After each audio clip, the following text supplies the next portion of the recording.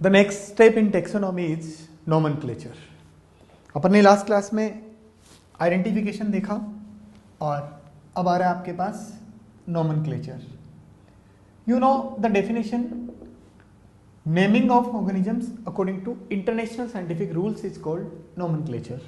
नाम आपका भी दिया हुआ है, मेरा भी दिया हुआ है। क्या आपका मेरा नोमेनक्लेचर हुआ है ना? क्योंकि अपने नाम को देने के लिए कोई इंटरनेशनल रूल को फॉलो नहीं किया गया। तो इंटरनेशनल रूल को फॉलो करना और उसके बेस पर नाम देना क्या कहलाता है? नोमेनक्लेचर। अपना नाम, आपका नाम, मेरा नाम, सिर्फ वो नाम रख दिया गया जो पापा को अच्छा लगा, मम्मी को अच्छा लगा, दादा दादी, नाना नानी, किसी को भी अच्छा लगा। Means we didn't follow the international scientific rules. That's why अपना नोमेनक्लेचर नहीं है, अपना सिर्फ नेमिंग है। और प्लांट्स का, एनिमल्स का इंटरनेशनल साइंटिफिक रूल को फॉलो करके नाम देना क्या कहलाता है? नोमेनक्लेचर। अब आप पहले ये बात समझिए कि नोमेनक्लेचर की जरूरत क्यों पड़ी। आप सोचिए, इतना बड़ा वर्ल्ड, इस यूनिवर्स में अलग अलग तरह की लैंग्वेज चलती है, सब अपनी लोकल लैंग्वेज अपनी अलग अलग बोलते हैं। आप बताइए, हर कोई नाम हर किसी जगह पर क्या सेम है? जैसे अपन बोलते हैं मैंगो, हिंदी में बोलते हैं आम, इटली वाले कुछ और बोलते हैं, चाइना वाले कुछ और बोलते हैं। अब आप बताइए, ये सारे नाम अगर एक ही प्लांट के हैं और अलग अलग नाम से हैं तो क्या सबको जानना पॉसिबल है? नहीं। यानी एक ऐसा स्टैंडर्डाइज सिस्टम होना चाहिए, एक ऐसा फिक्स्ड फॉर्मेट होना चाहिए जो पूरी दुनिया में एक हो। जो पूरी दुनिया में एक होता है उसको कहते हैं यूनिवर्सल सिस्टम, और जो इंटरनेशनल रूल्स के अकॉर्डिंगली होता है उसको कहते हैं अपन स्टैंडर्डाइज्ड सिस्टम। यानी नोमेनक्लेचर के स्टैंडर्डाइज्ड सिस्टम के अकॉर्डिंगली अपन काम करेंगे और ऐसा सिस्टम अपन फॉलो करेंगे जो पूरी दुनिया में माना जाता है, यानी यूनिवर्सल सिस्टम। यूनिवर्सल होने का मतलब दो है, ध्यान देना।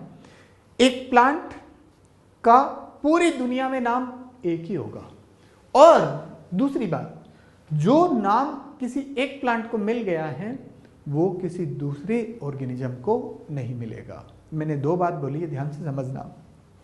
यूनिवर्सल होने का मीनिंग है कि if a name has been assigned to a particular species that will not be assigned to any another species. एक मीनिंग ये हुआ यूनिवर्सल होने का, और दूसरा मीनिंग कि पूरी दुनिया में उसका नाम एक ही होगा। जैसे मेंजीफेरा इंडिका, आपको पता है मैंगो का साइंटिफिक नेम क्या है? Mangifera indica. चाहे कहीं भी चले जाओ, इंडिया, जापान, अमेरिका, चाइना, कहीं भी जाइए, हर जगह नाम एक ही रहेगा उसका, और ऐसा होना ही क्या कहलाता है? यूनिवर्सल। बताइए, ऐसे सिस्टम की अपने को जरूरत है? यस और no? Yes. That's why we have to study here nomenclature. Nomenclature में स्टार्टिंग से अब तक, जब से साइंटिस्ट ने नोमेनक्लेचर करना शुरू किया तब से अब तक तीन तरह के सिस्टम आए। सबसे पहले जो दिया था वो था polynomial system.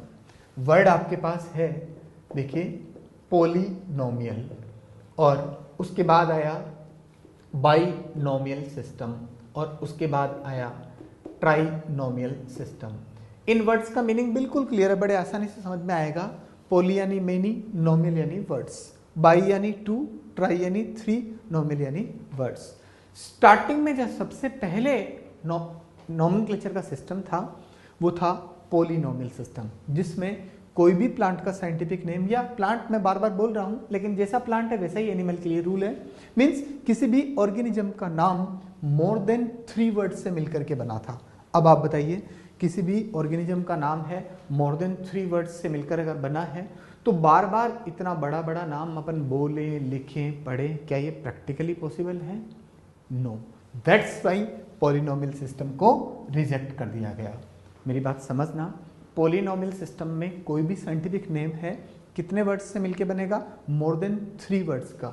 It has been rejected due to its lengthiness, क्योंकि इतना बड़ा बड़ा नाम बार बार अपन लिखें, बोले, पढ़ें, प्रैक्टिकली पॉसिबल नहीं है। फिर आया बाइनोमियल सिस्टम, और बाइनोमियल सिस्टम एक ऐसा सिस्टम है जो मोस्ट कंफर्टेबल सिस्टम है। याद रखना इस बात को, सबसे ज़्यादा यूजफुल सिस्टम, सबसे ज़्यादा comfortable system, convenient method, NCERT की लैंग्वेज बोले तो most convenient and most useful nomenclature system is binomial system. और वो बाइनोमियल सिस्टम को सबसे पहली बार एस्टेब्लिश करने वाले, सबसे पहली बार यूज करने वाले साइंटिस्ट जो थे उनका नाम है कार्ल वॉन लिने। बच्चों, कार्ल वॉन लिने ने पहली बार ये सिस्टम बनाया जिसका नाम है बाइनोमियल सिस्टम। और ये बाइनोमियल सिस्टम नाम से ही लग रहा है आपको ये समझाएगा कि किसी भी ऑर्गेनिज्म के नाम में 2 वर्ड्स होंगे, और अगर 3 वर्ड्स का है तो वो सिस्टम क्या हो जाएगा, ट्राइनोमियल सिस्टम। ये अपन बाद में देखेंगे। अभी अपन उस सिस्टम को सबसे अच्छी तरह से पढ़ते हैं जो सबसे ज़्यादा कन्वीनियंट है, जो सबसे ज़्यादा यूजफुल है, और वो है बाइनोमियल सिस्टम। पहला सवाल तो यही आता है कि who gave the binomial system, answer है Carl von Linne. Who is credited for the binomial system, answer is Carl von Linne. और पता है इस बाइनोमियल सिस्टम के बाद इस साइंटिस्ट ने, स्वीडन के साइंटिस्ट थे, अपना नाम बदल लिया और नाम खुद का बदल के कार्ल वॉन लिने से हो गए केरोलस लिनियस। इन्होंने क्या कहा कि सारे प्लांट्स और एनिमल के नाम में 2 वर्ड्स होने चाहिए, तो क्यों ना मैं अपना ही नाम सबसे पहले बदल लूं। आप साइंटिस्ट का कमिटमेंट देखिए, डेडिकेशन देखिए। खुद का नाम था कार्ल वॉन लिने, जिन्होंने अपना नाम बदल करके कर दिया Carolus Linnaeus in the according to the binomial system. ये तो बात साइंटिस्ट के नाम की हुई। अब आता है the main rules, main system given in the binomial system. Binomial system को देने वाले साइंटिस्ट थे केरोलस लिनियस, और ये स्वीडन के साइंटिस्ट थे। इन्होंने प्लांट्स और एनिमल दोनों के लिए इस सिस्टम को बनाया, और इस सिस्टम को बनाने के लिए इन्होंने प्लांट्स के लिए भी बुक लिखी और एनिमल के लिए भी बुक लिखी। प्लांट्स के लिए इन्होंने जो बुक लिखी थी उसका बाइनोमियल सिस्टम को समझाने के लिए केरोलस लिनियस ने प्लांट्स के लिए जो बुक लिखी उसका नाम था स्पीसीज प्लांटेरम। और इस स्पीसीज प्लांटेरम बुक में उन्होंने बहुत डिटेल में प्लांट्स का क्लासिफिकेशन लिखा, और ये बुक इस दुनिया में पहली बार पब्लिश होके आई 1 मई 1753 को। यानी ये तय है इस डेट से पहले जो भी कोई नाम होगा that will not be according to the rules. Definitely rule came into existence after the book. What is the name of book? Species plantarum. It's but natural कि इससे पहले जो भी कोई नाम होगा वो रूल के अकॉर्डिंगली नहीं होगा, तो वो नाम गलत मान लिया गया। मीन्स आपके पास एक डेट ऑफ रेफरेंस हो गई। डेट ऑफ रेफरेंस का मतलब कि इस डेट से पहले वाला नाम होगा किसी प्लांट का दिया हुआ, एनिमल का प्लांट का दिया हुआ, तो वो नाम रॉन्ग होगा, और इस डेट के बाद वाला नाम सही होगा। तो प्लांट्स के नोमेनक्लेचर के लिए डेट ऑफ रेफरेंस आपके पास 1 मई 1753, and this is the date of publication of the book species Plantarum, and the book was written by Carolus Linnaeus. Next, for animals, Carolus Linnaeus wrote a book and the name of book is Systema Naturae। Book का नाम है सिस्टेमा नेचुरे, and ये book publish होकर के आई 1 अगस्त 1758 को। एक बार फिर वही साइंटिस्ट जिन्होंने एनिमल के बाइनोमियल सिस्टम के लिए बुक लिखी, और ये बुक सिस्टेमा नेचुरी, ध्यान देना, बुक सिस्टेमा नेचुरी बहुत पहले लिखी हुई बुक है। उसका मैं आपको ईयर भी बता रहा हूं 1735, याद नहीं करना। बट इस बुक का 10th एडिशन आया। कौन सा एडिशन आया? 10th। और वो 10th एडिशन में था बाइनोमियल सिस्टम फॉर एनिमल्स। ध्यान देना, प्लांट्स का बाइनोमियल सिस्टम कौन सी बुक में था? स्पीसीज प्लांटेरम में। और एनिमल का बाइनोमियल सिस्टम कौन सी बुक में था? सिस्टेमा नेचुरी में। But the 10th edition of Systema Naturae came into existence on the date 1 August 1758। मैंने कहा इस बुक का पहला एडिशन बहुत पुराना है जो 1735 में आ गया। तो बेटा याद करने की बात है कि इन दोनों में से पुरानी बुक है सिस्टेमा नेचुरी, बट नोमेनक्लेचर तो प्लांट का पुराना है जो आ गया था करीब 5 ईयर पहले, और एनिमल का नोमेनक्लेचर प्लांट्स के नोमेनक्लेचर के बाद आया करीब 5 ईयर के बाद में, और वो आया 1758 में, बिकॉज सिस्टेमा नेचुरी के 10th एडिशन में आया था बाइनोमियल सिस्टम ऑफ एनिमल्स। तो तय हो गया दोनों प्लांट्स और एनिमल दोनों के बाइनोमियल सिस्टम के लिए जिम्मेदार हैं कौन? Carolus Linnaeus. और ये डेट आपके पास ऐसी डेट्स हैं, इनसे पहले वाले जो भी नाम होंगे उनको गलत माना जाएगा। तो प्लांट्स के लिए वो डेट ऑफ रेफरेंस है 1 मई 1753, एनिमल के लिए वो डेट ऑफ रेफरेंस हो गया 1 अगस्त 1758, और इनसे पहले वाले नाम तो गलत होंगे और इनके बाद वाले नामों को सही माना जाएगा। रीजन, क्योंकि इन डेट्स के बाद यानी इन बुक्स के बाद ही आप आए वो सारे रूल्स जो करेक्ट रूल्स हैं जिनको सबको फॉलो करना होता है। नाउ ध्यान देना, the book species plantarum, book का नाम है स्पीसीज प्लांटेरम, इसको पढ़ करके बनाया गया ICBN। ICBN का पूरा नाम सब लोग जानते हैं, international code of botanical nomenclature, and Systema Naturae को पढ़ करके बनाया गया ICZN, international code of zoological nomenclature. International code of botanical nomenclature पहली बार इस दुनिया में आया 1961 में। बेटा याद रखना, ICBN बनाया गया इस बुक को पढ़कर, ICZN बनाया गया इस बुक को पढ़कर, बट ICBN ICZN को बनाने के लिए लीनियस जिम्मेदार नहीं है, क्योंकि भूलो मत ये बात है 1750s की और ये कब की है? 1960 की। यानी बहुत बाद में जाकर के ICBN आया, बहुत बाद में जाकर के ICZN आया, तो लीनियस ने नहीं बनाया, लेटर साइंटिस्ट ने बनाया, इन्हीं बुक्स में से सीख करके बनाया। अब सवाल आता है कि ICBN क्या है या ICZN क्या है? ICBN का पूरा नाम मैंने आपको बताया, international code of botanical nomenclature. बेटा ध्यान देना, कोड का मतलब होता है कलेक्शन ऑफ रूल्स।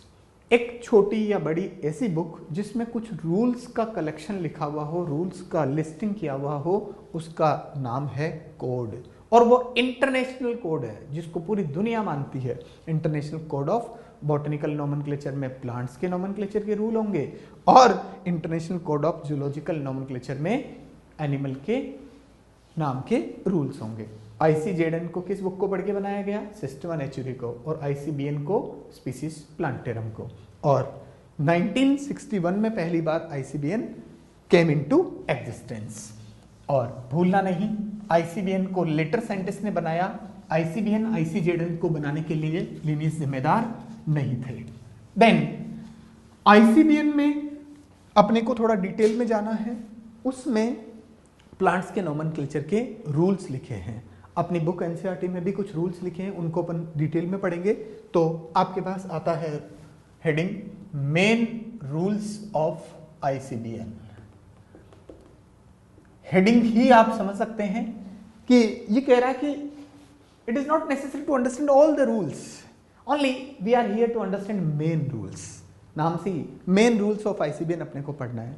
और अपन 8 रूल पढ़ेंगे, उनमें से 7 रूल NCERT में भी दे रखे हैं और 8th भी उसी का डेरिवेटिव है, तो सारे ही रूल अपने को याद करने हैं बहुत अच्छी तरह से। वेरी फर्स्ट रूल, सबसे पहला रूल ही बहुत इंपॉर्टेंट रूल है, और वो रूल ये कहता है any scientific name is made of 2 words. Any scientific name, पहली बात तो एक बात याद करना कि साइंटिफिक नेम को ही कहते हैं नेम ऑफ स्पीसीज, इसी को बोलते हैं स्पेसिफिक नेम, और इसी को बोलते हैं टेक्निकल नेम, और इसी को बोलते हैं बायोलॉजिकल नेम। और अगर वो प्लांट का है तो उसको कहेंगे बॉटनिकल नेम, और अगर वो एनिमल का है तो उसको कहेंगे जूलॉजिकल नेम।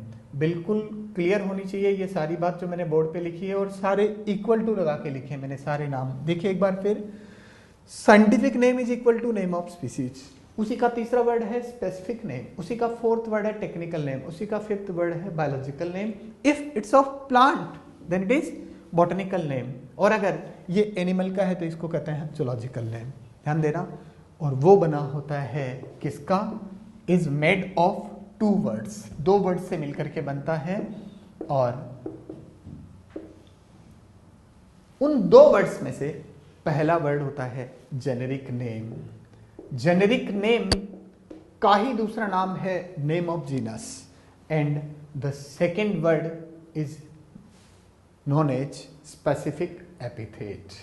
ध्यान देना, हर एक साइंटिफिक नेम दो वर्ड से मिलकर के बना है।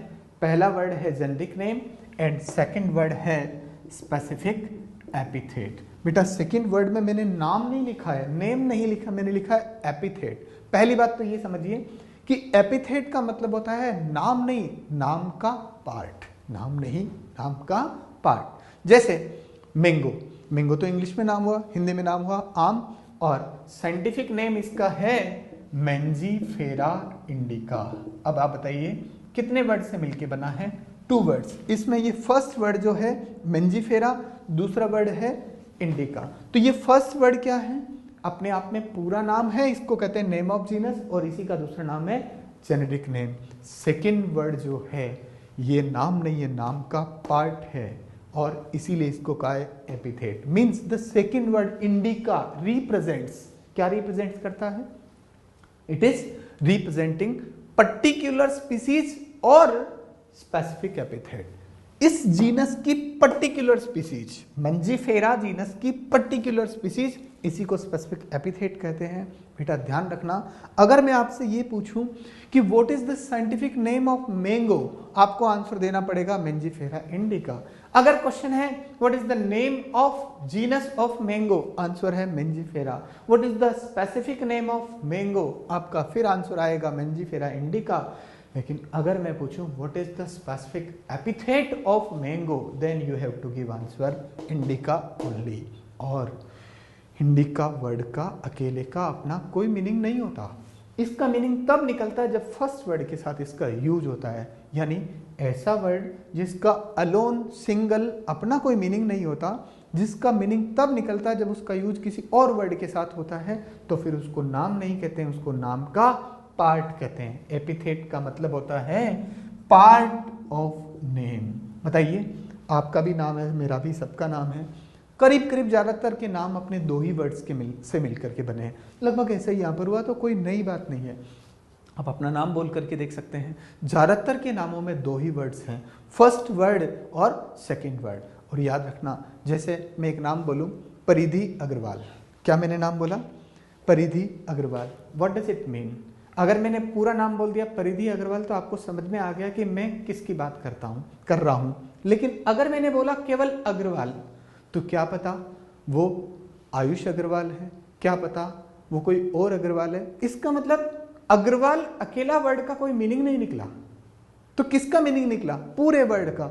मीन्स जो अग्रवाल वर्ड बोला है that is only part of name, that is only part of name. It indicates that the second word is not a complete name, it is only a part of name, and whatever which is a part of name is regarded as epithet। समझ में आ गया?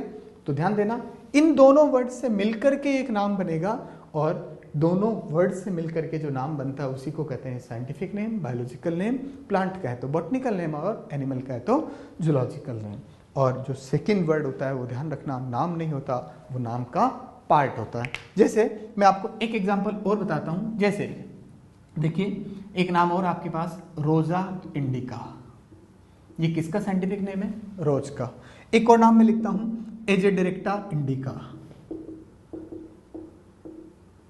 ये है नीम का, margosa जिसको बोलते हैं, ये रोज का हो गया। एक और नाम बोल सकता हूं मैं सारा का इंडिका, पोर्चुला का इंडिका। अब हर नाम में आपने देखा आगे क्या आ रहा है? इंडिका। अब मैं अकेला बोला indica, alone word I am using the word indica. Are you able to fetch any information about from the word indica alone? No. मैंने बोला इंडिका, तो आपने ये सोचा क्या पता मैं मेंजीफेरा इंडिका की बात कर रहा हूं, क्या पता रोजा इंडिका की बात कर रहा हूं, क्या पता एजेडिरेक्टा इंडिका की बात कर रहा हूं, क्या पता टाटा इंडिका की बात कर रहा हूं। इसका मतलब अकेला इंडिका वर्ड से तो कुछ भी मीनिंग नहीं निकला। इंडिका वर्ड का मीनिंग तब निकला जब उसका यूज किसी और वर्ड के साथ हुआ। इससे प्रूव हो गया कि इंडिका वर्ड अपने आप में पूरा नाम नहीं है, सिर्फ ये नाम का पार्ट है, और इसीलिए इसको कहा गया है एपिथेट, और इसी को कहते हैं पर्टिकुलर स्पीसीज। तो उसी तरह से जिस तरह से अग्रवाल अकेला बोलने से मुझे कुछ नहीं पता चला, वैसे ही अकेला इंडिका बोलने से भी मुझे कुछ नहीं पता चला, और जिससे कुछ पता नहीं चले यानी जिस अकेले वर्ड का कोई मीनिंग नहीं हो तो उसको नाम नहीं कहते, उसको कहते हैं नाम का पार्ट, और नाम का पार्ट ही कहलाता है एपिथेट। तो सेकंड वर्ड है स्पेसिफिक एपिथेट। मेरे ख्याल से रूल नंबर 1 सबको समझ में आ गया। नाउ द रूल नंबर 2, बहुत आसान रूल, वो ये कहता है कि tautonyms are not allowed in ICBN and they are allowed in ICZN। पहली बात तो यही समझ लें कि टोटोनिम क्या होता है। बहुत आसान, ऐसा वर्ड जिसमें फर्स्ट और सेकंड वर्ड दोनों सेम हो वो कहलाता है टोटोनिम। फर्स्ट वर्ड जीनस का नाम है, सेकंड वर्ड स्पेसिफिक एपिथेट है। लो, जेनेरिक नेम शॉर्ट में लिखा मैंने is equal to specific epithet, दोनों सेम हो तो ऐसे नाम को क्या कहेंगे? टोटोनिम। ये टोटोनिम को यूज करना ICBN में तो अलाउड नहीं है, लेकिन ICZN में ये अलाउड है। इन जनरल मुझे एक बात बताइए, टोटोनिम का यूज करना अच्छी बात या गंदी बात?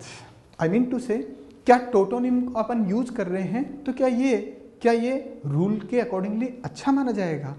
बिल्कुल सही, बिल्कुल ये बात अच्छी नहीं है भाई। सिंपल सी बात है, अगर अपन सेम वर्ड को 2 बार बोल रहे हैं तो then why we are requiring binomial system? In such a case we must be using mononomial system. Means उस केस में तो अपना नाम एक ही वर्ड का होगा तो भी ठीक है, और अगर अपन उसी वर्ड को 2 बार बोल रहे हैं तो अपन तो टाइम बर्बाद कर रहे हैं, और एक साइंस का स्टूडेंट कभी टाइम खराब नहीं करता। इसका मतलब बाइनोमियल सिस्टम में 2 वर्ड जो हैं किसी भी नाम में वो दोनों अलग अलग वर्ड होने चाहिए। It means in general tautonyms must not be used. ये तय हो गया कि एक ही वर्ड को अगर अपन 2 बार बोल रहे हैं तो टाइम खराब कर रहे हैं, और ऐसा नहीं करना चाहिए। अब जब टाइम खराब कर रहे हैं अच्छी बात नहीं है, तो वो दोनों के लिए अच्छी बात नहीं, ना प्लांट्स के लिए ना एनिमल के लिए, दोनों के लिए जब अच्छी नहीं है तो फिर प्लांट्स में तो इसको अलाउ नहीं किया गया और एनिमल में अलाउ कर दिया गया, ऐसा क्यों? उसको भी अपन समझते हैं, ध्यान से समझना। जिससे पहले मैं आपको एक एग्जाम्पल बताता हूं। देखिए, मेंजीफेरा मेंजीफेरा, मैंगो का पहले नाम रखा गया था मेंजीफेरा मेंजीफेरा, ये ओल्ड नेम है, और नया नाम आपके सामने लिखा ही है मेंजीफेरा इंडिका। क्या प्रूव हुआ? बोलो, मेंजीफेरा मेंजीफेरा को चेंज करना ही पड़ा। क्यों चेंज करना पड़ा? क्योंकि दोनों वर्ड सेम है, और दोनों वर्ड जिसमें सेम हो वो क्या कहलाता है? टोटोनिम। और इसको चेंज करके क्या करना पड़ा? Mangifera indica. और जरूरी था, क्योंकि मेंजीफेरा मेंजीफेरा अगर अपन एक ही वर्ड 2 बार बोल रहे हैं तो टाइम वेस्ट कर रहे हैं, और साइंस के स्टूडेंट टाइम खराब नहीं करते। Now the next same thing, rate का जूलॉजिकल नेम है रेटस रेटस। रेट आप जानते ही हो, और उसका जूलॉजिकल नेम मैंने लिखा रेटस रेटस। अब इससे क्या प्रूव हो रहा? देखिए, दोनों वर्ड सेम है, ये भी टोटोनिम है, लेकिन इसकी परमिशन ICZN से मिलेगी, इसकी परमिशन ICBN से नहीं मिलेगी। क्यों नहीं मिलेगी? क्योंकि प्लांट्स में ICBN डिसाइड करता है कि कौन परमिटेड है और कौन परमिटेड नहीं है। एनिमल में कौन डिसाइड करता है? ICZN। तो तय है प्लांट वाले इसकी परमिशन नहीं देंगे, that's why it is necessary to be changed, और चेंज करके अपन ने कर दिया इसका नाम मेंजीफेरा इंडिका। रेटस रेटस को चेंज करने की जरूरत नहीं है। आप जानते हो इंडियन कोबरा, खतरनाक जो काला सांप दिखता है, उसका नाम है नाजा नाजा, और वो नाजा नाजा भी एग्जाम्पल है किसका? टोटोनिम का। रेटस रेटस भी एग्जाम्पल है किसका? टोटोनिम का। और दोनों को चेंज करने की जरूरत भी नहीं पड़ी, और ICBN अलाउ नहीं करती, ICZN उनको अलाउ करती है। अब ध्यान से समझना इसका रीजन ये है कि एनिमल में ऐसे नाम बहुत सारे आ गए थे, टोटोनिम्स बहुत सारे एनिमल में आ गए थे, सारे बुक्स में लिख दिए गए थे, तो उनको सबको चेंज करना पॉसिबल नहीं था। बट प्लांट्स में इस तरह के एग्जाम्पल बहुत कम थे, तो उनको आसानी से चेंज कर दिया। बड़े ही प्रैक्टिकल लेवल पर होना पड़ता उस समय, जब एक ही कोई गलती और उसको बहुत सारे लोग कर चुके होते हैं, तो फिर सबको पनिशमेंट नहीं मिलता उस समय। फिर ऐसा कहते हैं कि जो हो गया जो तो हो गया, अब आगे से ध्यान रखना। तो सेम थिंग यहाँ पर भी अप्लाई हुआ कि जूलॉजी में इस तरह के नाम बहुत सारे आ गए थे, बुक्स में प्रिंट कर दिए गए, तो सबको चेंज करना पॉसिबल नहीं था, इसलिए अलाउ करना पड़ा। तो तय है, नए टोटोनिम ना प्लांट्स में देखने को मिलते हैं और ना ही एनिमल में देखने को मिलते हैं। रूल नंबर 2 बड़े आसानी से समझ में आ गया। रूल नंबर 3 उससे भी आसान है, वो ये है कि ऑल द साइंटिफिक फर्स्ट, अपन रूल नंबर 3 ले रहे हैं कि first letter of generic name must be capital and first letter of specific epithet must be small. बहुत आसान सा रूल। आप देखिए मैंने कई रूल को अगर तोड़ा है तो मेरी गलती भी आप चेक कर सकते हैं। देखिए ये फर्स्ट लेटर जीनस के नाम का है, कैपिटल है। फर्स्ट लेटर स्पेसिफिक एपिथेट का स्मॉल है, कैपिटल है। बोलो रूल समझ में आ गया बड़े आसानी से। रूल नंबर 3 बहुत आसान कि जेनरिक नेम का फर्स्ट लेटर कैपिटल होगा और स्पेसिफिक एपिथेट का फर्स्ट लेटर स्मॉल होगा। अपन यूं भी कह सकते हैं कि कोई भी साइंटिफिक नेम हमेशा कैपिटल लेटर से स्टार्ट होगा क्योंकि वो जीनस के नाम से स्टार्ट हो रहा है और जीनस के नाम का फर्स्ट लेटर कैसा होगा, कैपिटल। बोलो रूल नंबर 3 समझ आया। रूल नंबर 4 बहुत आसान, all the scientific names are derived from Latin language और ग्रीक लैंग्वेज। कौन सी लैंग्वेज से लिए जाते हैं सारे, लैटिन और ग्रीक। और जब लैटिन और ग्रीक से लिए गए लेकिन लिख रहे हैं इंग्लिश में, क्या मैंने लैटिन लैंग्वेज लिखी? नहीं, मैंने हिंदी नहीं लिखी, लैटिन नहीं लिखी, मैंने लिखी है इंग्लिश। इसका मतलब है तो लैंग्वेज कौन सी, लैटिन और ग्रीक, बट मैंने लिखा इंग्लिश में है। यानी जिस लैंग्वेज में लिखा उस लैंग्वेज का नहीं है, तो फिर उसको लिखने का तरीका भी चेंज होना चाहिए। थोड़ा स्टेप बाय स्टेप चलते हैं अपन। पहली बात मैंने लिखी कि all the scientific names are derived from Latin language irrespective of their place of origin. चाहे वो प्लांट एनिमल का नाम कहीं भी किसी भी कंट्री से डिस्कवर हुआ हो, वो प्लांट एनिमल कहीं से भी डिस्कवर हुआ हो, लेकिन नाम उसका जो रखा जाएगा वो होगा लैटिन या ग्रीक लैंग्वेज का। फर्स्ट प्रेफरेंस में लैटिन और सेकंड प्रेफरेंस में आएगा ग्रीक। ध्यान देना बेटा, लैटिन और ग्रीक लैंग्वेज दोनों डेड लैंग्वेज है। डेड लैंग्वेज वो लैंग्वेज होती है जो जिनमें चेंजेस करना पॉसिबल नहीं है। ऐसे लैंग्वेज की जरूरत थी अपने को, क्योंकि अगर लैंग्वेज में चेंजेस आ जाते हैं, अगर लैंग्वेज में फ्लेक्सिबिलिटी होती तो उसका हर कोई गलत फायदा उठाता। इसीलिए ऐसी लैंग्वेज की जरूरत पड़ी अपने को, वो जिसमें चेंजेस ना आते हों, और वो लैंग्वेज कौन सी है, लैटिन और ग्रीक। और उन्हीं का यूज होने लगा, और उन्हीं का यूज करना अच्छी बात है, क्योंकि अगर साइंस में भी लैंग्वेज में फ्लेक्सिबिलिटी होती तो साइंस नहीं बन पाती। आप सोचिए, नेताजी भाषण देते हैं तो अपनी भाषा को तुरंत बदल देते हैं ना, जैसे बोलते बोलते उनको ध्यान भी नहीं रहता क्या बोल गए, और फिर अगले दिन प्रेस रिपोर्टर उनसे पूछते हैं कि तुमने क्या कह दिया नेताजी, आपने ये क्या कह दिया। नेताजी चेंज कर देते कि नहीं मैंने ऐसे नहीं कहा था। बदल गए नेताजी। क्यों बदल गए? क्योंकि लैंग्वेज में फ्लेक्सिबिलिटी थी। सोचिए अगर ऐसी फ्लेक्सिबिलिटी साइंस में भी आती तो क्या साइंस कभी बन पाती? क्या नहीं। इसका मतलब कि अपने को जरूरत थी ऐसी लैंग्वेज की जिसमें चेंजेस नहीं आ पाए, और वो लैंग्वेज कहलाती है डेड लैंग्वेज। और वो लैंग्वेज कौन सी थी, लैटिन और ग्रीक। तय हो गया, scientific names are derived from Latin और ग्रीक। बट लिखा किसमें गया, इंग्लिश में, या हिंदी वाले लिखते हैं तो हिंदी में। तो इसका मतलब वो हिंदी या इंग्लिश की लैंग्वेज तो नहीं है ना, लैटिन की है या ग्रीक की है, तो उसको लिखने का तरीका भी चेंज होना चाहिए। और वो तरीका आता है रूल नंबर 5 में, और वो क्या है, वो है कि the scientific names must be printed in italics. आप सब जानते हैं इटैलिक्स में तिरछे तिरछे जो लिखे हुए होते हैं उनको कहते हैं इटैलिक्स करना। प्रिंटिंग में आप इटैलिक्स कर सकते हैं, हाथ से लिखने में भी आप तिरछे तिरछे लिख सकते हैं, बट पढ़ने वाले ये सोचेंगे कि उसकी राइटिंग ऐसी होगी, इसलिए पर्पस सोल्व नहीं हुआ। पहली बात तो ये समझिए कि साइंटिफिक नेम को इटैलिक्स क्यों किया। रीजन, आप ये दिखाना चाहते हैं कि ये उस लैंग्वेज का वर्ड नहीं है जिस लैंग्वेज में लिखा है। इंग्लिश में लिखा है बट लैंग्वेज कौन सी है, लैटिन। इसका मतलब आपने ऐसा इटैलिक्स करके ये दिखा दिया कि ये लैंग्वेज अलग लैंग्वेज है, ये पर्पस। यानी इटैलिक्स में करके आपने उस नाम को एक तरह से हाईलाइट कर दिया। क्या कर दिया, हाईलाइट करने का पर्पज ये था कि ये वो लैंग्वेज का वर्ड नहीं है जिस लैंग्वेज में लिखा हुआ है, और हाईलाइट करने के लिए आपने उसको क्या कर दिया, इटैलिसाइज कर दिया, इटैलिक्स कर दिया। अब आप बताओ, हाथ से भी तो इटैलिक्स कर सकते हैं, लेकिन आपका पर्पस सोल्व नहीं होगा। क्यों? क्योंकि पढ़ने वाले ये सोचेंगे कि उसकी राइटिंग ऐसी होगी, इसलिए उसका भी रूल बनाया गया। रूल क्या बनाया गया कि अगर प्रिंटिंग कर रहे हैं तब तो आप क्या करेंगे, इटैलिक्स। लेकिन अगर आप हैंड राइटिंग कर रहे हैं तो आपको करना पड़ेगा सेपरेटली अंडरलाइंड। क्या करना पड़ेगा, अलग अलग अंडरलाइन। आप देखिए मैंने अंडरलाइन किया है, मैंने कहीं पर भी रूल को नहीं तोड़ा। अगर मैं ऐसा कर देता, अगर मैं एक साथ ऐसे लिख देता तो गलत हो जाता। बताइए, सेपरेटली अंडरलाइन होना चाहिए या एक साथ अंडरलाइन होना चाहिए? बिल्कुल याद रखना है, they must be separately underline. और ऐसा करके आपने उस नाम को क्या कर दिया, हाईलाइट कर दिया। हाईलाइट करने के दो तरीके हैं। प्रिंटिंग कर रहे हैं तो आपने इटैलिक्स किया, और हाथ से लिख रहे हैं तो आपने उसको अलग अलग अंडरलाइन किया, और पर्पज सीधा सीधा है कि आप उस नाम को करना चाहते हैं हाईलाइट। हाईलाइट करने के पीछे भी रीजन है क्योंकि वो उस लैंग्वेज का वर्ड नहीं है जिस लैंग्वेज में लिखा हुआ है। बहुत आसानी से रूल नंबर 5 समझ में आ गया। अब एक बात बताइए कि किसी साइंटिस्ट ने बड़ी हार्ड वर्क करके, मेहनत करके उस नाम को बनाया, should we not grateful for him और हर? यस, उसके लिए अपने को ग्रेटफुल होना चाहिए, और ग्रेटफुल होने के लिए साइंटिस्ट ने रूल बनाया।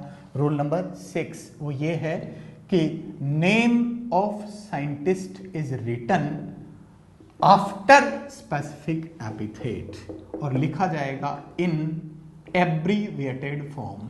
एब्रीविएटेड का मतलब होता है शॉर्ट फॉर्म, मतलब उस साइंटिस्ट का नाम भी अपन लिखेंगे जिस साइंटिस्ट ने वो नाम बनाया, और उसको लिखेंगे हमेशा शॉर्ट फॉर्म में, एब्रीवेटेड फॉर्म में, और लिखेंगे कब? स्पेसिफिक एपिथेट के बाद। एग्जांपल से समझते हैं। देखिए आप, जैसे मैंने फिर एक बार वही नाम लिखा, मैं बार बार वो एग्जांपल ले रहा हूं जो आप कॉमन सब लोग जानते हैं, मंजीफेरा इंडिका। एक और ले लेता हूं, लो, सोलेनम ट्यूबरोसम। ये किसका नाम है? पोटैटो का।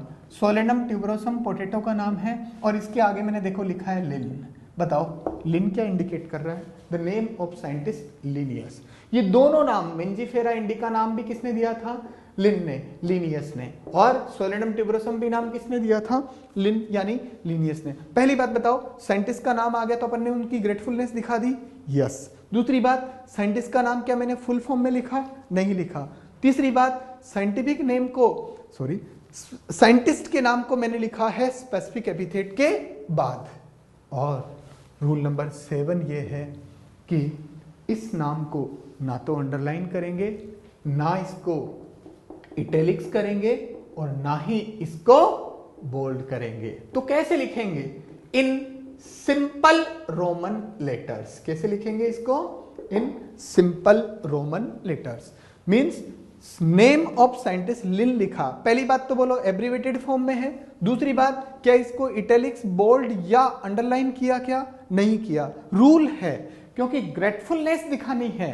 अगर ऐसा रूल नहीं बनाते तो लोग अलग अलग तरह से ग्रेटफुलनेस दिखाते। कोई लिखता श्री लीनियस, श्री जनाब लीनियस, श्री 108 लीनियस, इस तरह से मर्जी आए जैसे लोग दिखाते अपनी ग्रेटफुलनेस। तो उसका रूल बनाना पड़ा। रूल ये है कि साइंटिस्ट के नाम को पहली बात तो शॉर्ट में लिखेंगे, और कब लिखेंगे? स्पेसिफिक एपिथेट के बाद। और दूसरी बात, उसको ना तो अंडरलाइन करेंगे, ना उसको इटैलिक्स करेंगे, ना उसको बोल्ड करेंगे, उसको लिखा जाएगा सिंपल रोमन लेटर्स में। अब ध्यान देना, रूल नंबर 8 है, बड़ा आसान rule, but the rule number 8 is only for plants. कोई भी साइंटिस्ट, बॉटनिस्ट कह रहा हूं, बॉटनी प्लांट्स की स्टडी करने वाले को बॉटनिस्ट अपन कहते हैं, तो बॉटनिस्ट है, उसके लिए ये रूल है। मींस रूल नंबर 8 जो मैं बता रहा हूं, केवल that is only for plants.